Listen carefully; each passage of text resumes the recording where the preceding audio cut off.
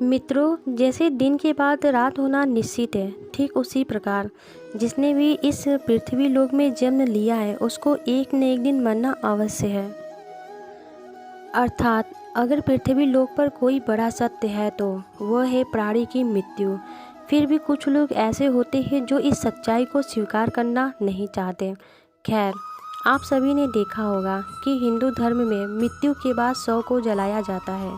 साथ ही आपने ये भी देखा होगा कि अगर किसी की मृत्यु सूर्यास्त के बाद होती है तो उसका दाह संस्कार अगले दिन किया जाता है, रात को नहीं। ऐसे में आपने गौर किया होगा कि परिवार में अगर किसी की मृत्यु शाम के बाद होती है तो उसके शव को अकेला नहीं छोड़ा जाता।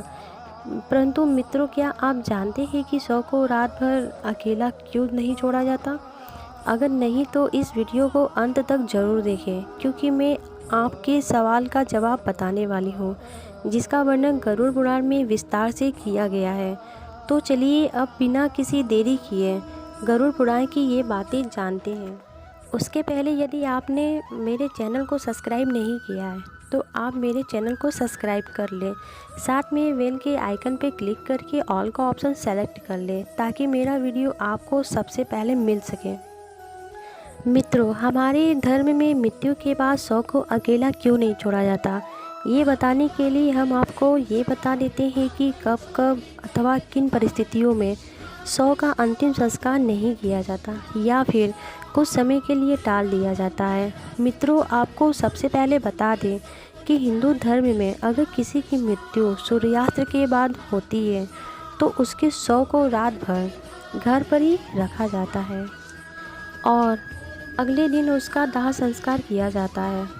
इसके अलावा अगर किसी की मृत्यु पंचक समय में होती है तो उसके शव को भी कुछ समय के लिए घर पर रखा जाता है और जब पंचक काल समाप्त होता है इसके बाद ही उसका दाह संस्कार किया जाता है, क्योंकि गरुड़ पुराण में बताया गया है कि अगर सूर्यास्त के बाद अथवा पंचक समय में किसी की मृत्यु शरीर का दाह संस्कार किया जाए तो उसे मोक्ष की प्राप्ति नहीं होती।